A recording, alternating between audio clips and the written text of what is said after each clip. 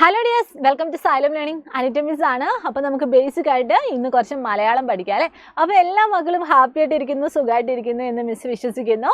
അപ്പോൾ നമുക്കറിയാം നമ്മുടെ ക്ലാസ് 6 യൂട്യൂബ് ചാനലിൽ ഇപ്പോൾ ലൈവ് ക്ലാസ്സുകളൊക്കെ ആരംഭിച്ചിട്ടുണ്ട്. അതുപോലെ തന്നെ നമ്മുടെ എല്ലാ സബ്ജക്റ്റിൻ്റെയും ചെറിയ ചെറിയ കോണ്ടന്റ് വീഡിയോസ് ഒക്കെ ഇവിടെ വരുന്നുണ്ട് അല്ലേ. അപ്പോൾ എല്ലാ മക്കളും എന്ത് ചെയ്യുക, വേഗം പോയിട്ട് നമ്മുടെ ചാനൽ ഒന്ന് സന്ദർശിച്ചിട്ട് എല്ലാ വീഡിയോസും പോയി കാണണം. അതുപോലെ തന്നെ നിങ്ങളുടെ അഭിപ്രായങ്ങളൊക്കെ പറയണം. അപ്പോൾ ഇന്ന് മിസ് വന്നിരിക്കുന്നത് എന്തിനാണെന്നറിയാവോ, നമ്മുടെ മലയാളം പാഠപുസ്തകത്തിൽ ഇവിടെ ഇതാ നിങ്ങളൊരു കവിത, അതായത് നിങ്ങൾ ഓൾറെഡി പഠിച്ചതാണ്, നമ്മുടെ ഊഞ്ഞാൽ പാട്ട് എന്ന് പറയുന്ന നമ്മുടെ കടമ്മനിട്ട രാമകൃഷ്ണൻ അദ്ദേഹത്തിൻ്റെ ഒരു കവിത നിങ്ങൾ ഓൾറെഡി പഠിച്ചിട്ടുണ്ടാവില്ലേ. ആ കവിതയിൽ ആരെയൊക്കെ നമുക്ക് കാണാൻ വേണ്ടി സാധിക്കുന്നുണ്ട്. ആ ജോലിയെടുത്ത് ക്ഷീണിച്ചു വരുന്ന ഒരു അച്ഛനെയും അതുപോലെ തന്നെ ഒരു അമ്മയെയും അവരുടെ 2 മക്കളെയും ഒക്കെ നമുക്ക് മനോഹരമായി ഈ ഒരു കവിതയിൽ നമുക്ക് കാണാൻ വേണ്ടി സാധിക്കുന്നുണ്ട്. അപ്പോൾ ഈ ഒരു പാഠഭാഗത്തിൽ നിങ്ങൾ അറിഞ്ഞിരിക്കേണ്ട, അതുമായിട്ട് റിലേറ്റ് ചെയ്യുന്ന കുറച്ച് ക്വസ്റ്റ്യൻസ് ആണ് നമ്മൾ ഇന്നത്തെ ഈ ഒരു ക്ലാസ്സിൽ നമ്മൾ ഡിസ്കസ് ചെയ്യുന്നത്. നമ്മുടെ പാഠഭാഗത്തെ പ്രവർത്തനങ്ങൾ തന്നെയാണ്. അപ്പോൾ എല്ലാവരും എന്ത് ചെയ്യുക, സ്കിപ്പ് ചെയ്യാതെ മുഴുവനായിട്ട് കാണാൻ വേണ്ടി ശ്രമിക്കുക കേട്ടോ. അപ്പം നമുക്ക് ഏറ്റവും ആദ്യം ആരെ കൂടുതൽ പരിചയപ്പെടണം? യെസ്, കടമ്മനിട്ട രാമകൃഷ്ണൻ. അദ്ദേഹത്തിൻ്റെ ജനനം എന്നായിരുന്നു? 1935 അദ്ദേഹം ജനിച്ചു. 2008 അദ്ദേഹം മരിച്ചത്. അപ്പോൾ അദ്ദേഹത്തെ പറ്റി എന്തെങ്കിലുമൊക്കെ എഴുതാൻ വന്നാൽ നിങ്ങൾ ഉറപ്പായിട്ടും എഴുതേണ്ട കുറച്ച് സെൻറ്റൻസ് ഉണ്ട്. ഫസ്റ്റ് സെൻറ്റൻസ് ആണ്, രാഷ്ട്രീയ സാംസ്കാരിക പ്രവർത്തകനാണ് കേട്ടോ. അദ്ദേഹം ആരാണ്? രാഷ്ട്രീയത്തിലും ഉണ്ടായിരുന്നു. അതുപോലെ തന്നെ അദ്ദേഹം ജീവിച്ചിരുന്ന ആ ഒരു കാലഘട്ടത്തിൽ എല്ലാവിധ സമൂഹം നേരിടുന്ന പ്രശ്നങ്ങളിലൊക്കെ അദ്ദേഹം എന്തായിരുന്നു? ഇടപെട്ടിട്ടുണ്ടായിരുന്നു. രാഷ്ട്രീയ സാംസ്കാരിക പ്രവർത്തകനായിരുന്നു അദ്ദേഹം. അതുപോലെ തന്നെ അദ്ദേഹം ഏത് ജില്ലയിലാണ് ജനിച്ചത്? പത്തനംതിട്ടയിലെ കടമ്മനിട്ടയിലാണ് അദ്ദേഹത്തിൻ്റെ ജനനം. അതുപോലെ തന്നെ കേരളത്തിൻ്റെ നാടോടി സംസ്കാരത്തെയും പടയണി പോലെയുള്ള നാടൻ കലാരൂപങ്ങളെയും സന്നിവേശിപ്പിച്ച രചനാശൈലിയായിരുന്നു അദ്ദേഹത്തിൻ്റെ പ്രത്യേകത. അപ്പോൾ അദ്ദേഹത്തിൻ്റെ പല പല കാര്യങ്ങളൊക്കെ നമ്മൾ വായിച്ചു നോക്കിയാൽ അദ്ദേഹത്തിൻ്റെ ആ ഒരു സാഹിത്യത്തെ പറ്റിയൊക്കെ നമുക്കൊരു അറിവ് കിട്ടും. അപ്പോൾ അദ്ദേഹത്തിൻ്റെ രചനാശൈലി എന്തായിരുന്നു എന്ന് ചോദിക്കുവാണെങ്കിൽ നിങ്ങൾക്ക് എഴുതാൻ പറ്റുന്ന ഒരു സെൻറ്റൻസ് ആണ് ഇവിടെ മിസ് പറഞ്ഞു തന്നത്. എന്താണ് മക്കളെ? നമ്മുടെ നാടോടി സംസ്കാരത്തിനെയും അതുപോലെ തന്നെ കലാരൂപങ്ങളെയും, അതായത് നാടൻ കലാരൂപങ്ങൾ, നമ്മുടെ പടയണി പോലുള്ള നാടൻ കലാരൂപങ്ങളെയും ഒക്കെ സന്നിവേശിപ്പിക്കുന്ന ഒരു രചനാശൈലിയായിരുന്നു അദ്ദേഹത്തിൻ്റെ ആ ഒരു സാഹിത്യത്തിൽ നമുക്ക് കാണാൻ വേണ്ടി സാധിക്കുന്നത്. അപ്പം നമുക്ക് എന്ത് ചെയ്യണം? നമ്മുടെ ഈ പറയുന്ന ഊഞ്ഞാൽ പാട്ട് എന്ന് പറയുന്ന ആ ഒരു കവിതയുമായി ബന്ധപ്പെട്ട ചില ചോദ്യങ്ങൾ കൂടി നമുക്ക് വേഗം ഒന്ന് നോക്കാം അല്ലേ. ഫസ്റ്റ് ചോദ്യം ഇതാണ്, ചിറ്റുളിപ്പല്ലമർത്തിയൻ തോളിൽ കൊച്ചു പൂവിൻ പടങ്ങൾ വരഞ്ഞു.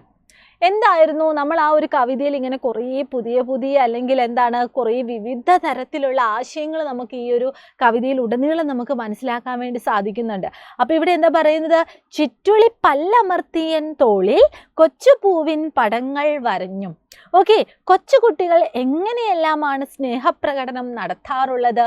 നമുക്ക് ഈ ഒരു കവിതയിൽ നമുക്ക് കാണാൻ വേണ്ടി സാധിച്ചിട്ടുണ്ട് അല്ലേ. അച്ഛൻ ഇങ്ങനെ വരുന്ന സമയത്ത് അവിടെ ഒരു മോൻ ഉണ്ടായിരുന്നല്ലേ, ആ മോൻ എന്താണ് ഓടിക്കയറുന്നതും, അതായത് അച്ഛനോട് ഓടി അച്ഛൻ്റെ അടുത്തേക്ക് വരുന്നതും സന്തോഷപ്രകടനം നടത്തുന്നതും ഒക്കെ നമ്മൾ കണ്ടിട്ടുണ്ടായിരുന്നു. അപ്പോൾ കൊച്ചുകുട്ടികൾ എങ്ങനെയെല്ലാമാണ് സാധാരണ സ്നേഹപ്രകടനം നടത്താറുള്ളത്? ആ ഒരു വരികളിൽ നിന്ന് നിങ്ങൾക്ക് എന്തൊക്കെയാണ് മനസ്സിലായിട്ടുള്ളത്? അതാണ് നമ്മുടെ ചോദ്യം.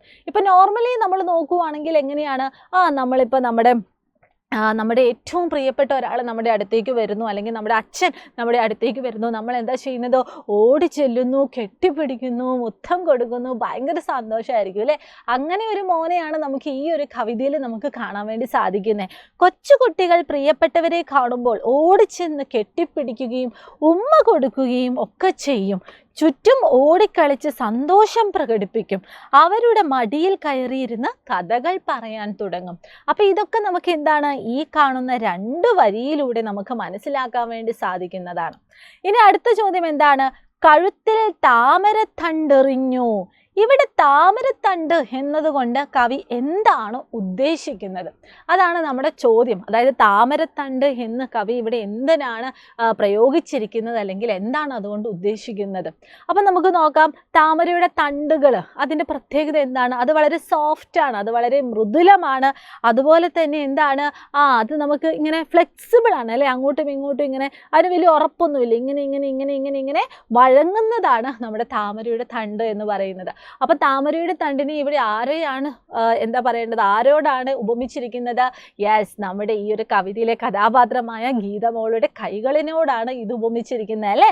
താമരയുടെ തണ്ടുകൾ പോലെ മൃദുലവും വഴങ്ങുന്നതുമായ ഗീതമോളുടെ മനോഹരമായ കൊച്ചു കൈകളെയാണ് താമരത്തണ്ട് എന്ന് കവി വിശേഷിപ്പിക്കുന്നത്.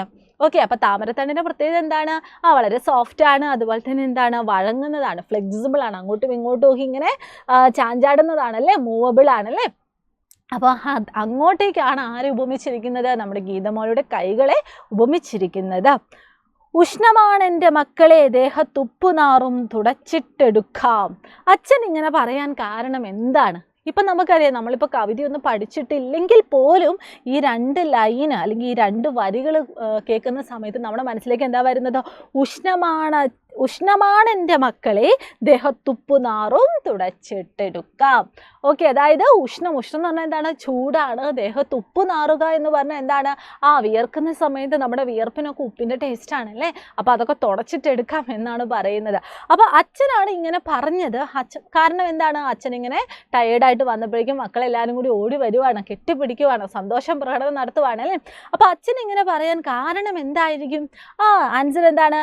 ജോലി കഴിഞ്ഞ് ക്ഷീണിച്ച അവശനായിട്ടാണ് അച്ഛൻ വീട്ടിലെത്തുന്നത്. അച്ഛൻ്റെ വരവ് കാത്തിരുന്ന കുട്ടികൾ അച്ഛനെ കണ്ടതിൻ്റെ സന്തോഷത്തിൽ കെട്ടിപ്പിടിക്കുന്നു, അതുപോലെ തന്നെ ഉമ്മ വയ്ക്കുകയും ഒക്കെ ചെയ്യുന്നു. കുട്ടികളുടെ ദേഹത്ത് വിയർപ്പ് പറ്റുമെന്ന് കരുതി അച്ഛൻ അവരെ പിന്തിരിപ്പിക്കാനായിട്ടാണ് ഇങ്ങനെ പറയുന്നത് അല്ലേ. എന്താ പറയുന്നത്? വല്ലാത്ത ഉഷ്ണമാണ് മക്കളെ, വല്ലാത്ത ചൂടാണല്ലേ, ദേഹത്താകെ വിയർപ്പാണ്, ഈ വിയർപ്പൊക്കെ തുടച്ചിട്ട് നിങ്ങളെ എടുക്കാം.